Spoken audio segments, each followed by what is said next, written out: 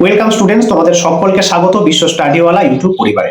আজকে মূলত যে বিষয়টি নিয়ে আলোচনা করতে চলেছি, তোমরা যারা 2026 সালের উচ্চ মাধ্যমিক পরীক্ষার্থী ছিলে, তোমাদের রেজাল্ট কিন্তু 14ই মে প্রকাশিত হতে চলেছে।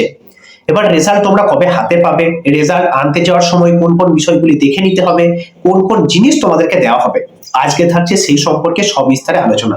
তার কারণ যে ডকুমেন্টগুলি তোমাদেরকে দেওয়া হবে সেগুলো কিন্তু অত্যন্ত গুরুত্বপূর্ণ।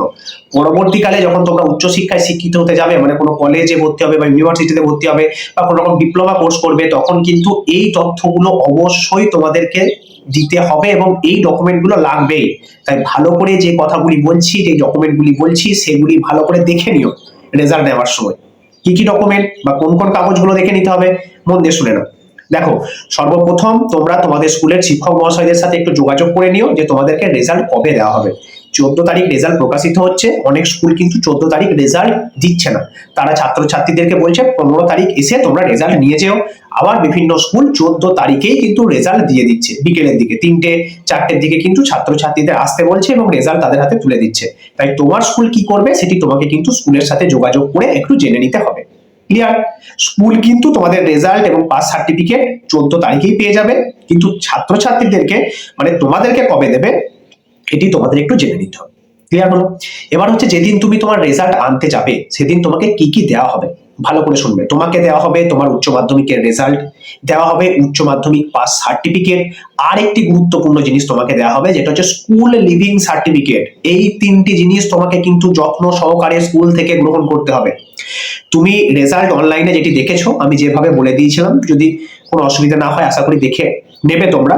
আমি ভিডিওটি আগে আপলোড করেছি, পারলে আবার দেখে নিও, তাহলে রেজাল্ট দেখতে সুবিধা হবে। কি করবে তোমরা, রেজাল্ট দেখে নিলে, রেজাল্ট দেখার পর যে যে নাম্বার পেলে হাতে যখন রেজাল্টটি পাবে স্কুলে গিয়ে নাম্বারগুলো আবার মিলিয়ে নেবে, যে অনলাইনে যা রেজাল্ট আমি দেখেছি আর এখন আমাকে যে মার্কশিট দেওয়া হচ্ছে, যে রেজাল্ট দেওয়া হচ্ছে, নাম্বারগুলো সঠিক আছে কিনা ভালো করে দেখবে। 2, তোমার নাম, তোমার রোল, তোমার নাম্বার ভালো করে চেক করে নেবে কোথাও কোনো ভুল আছে কিনা। আশা করি ভুল থাকবে না, যদি থাকে সঙ্গে সঙ্গে শিক্ষক মহাশয়দেরকে সেটি কিন্তু জানাবে। ক্লিয়ার? তাহলে তোমার নাম্বারগুলো মিলিয়ে দেখলে, নিজের নাম দেখলে, নিজের রোল নাম্বার দেখলে, ভালো করে তোমার যে উচ্চ মাধ্যমিক পাস সার্টিফিকেট দেওয়া হচ্ছে সেটি হাতে নিয়ে, যে উচ্চ মাধ্যমিক পাস সার্টিফিকেট রয়েছে সেটিতেও তোমার রোল, তোমার নাম্বার ভালো করে মিলিয়ে দেখবে সঠিক রয়েছে কিনা। যে গ্রেড পেয়েছো তুমি, গ্রেডটি সঠিক রয়েছে কিনা চেক করে নেবে। কমপ্লিট।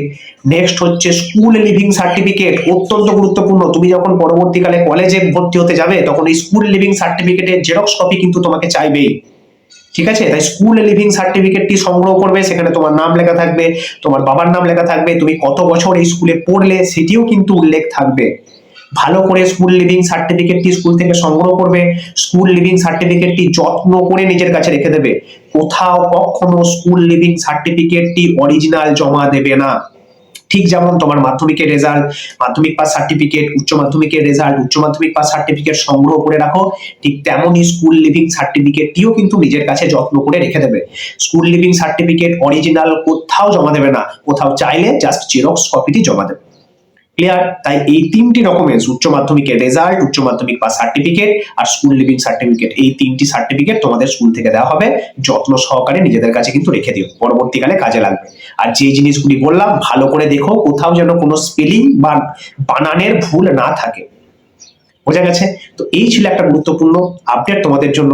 আশা করি সকলের রেজাল্ট ভালো হবে। ভালো করে পড়াশোনা করো, ভবিষ্যৎ জীবনে আরো এগিয়ে যেও, এই শুভকামনা থাকছে বিশ্ব স্টাডিওয়ালা ইউটিউব পরিবারের পক্ষ থেকে। আর তোমাদের যদি কোনো জিজ্ঞাসা থাকে অবশ্যই কমেন্ট করে জানিও।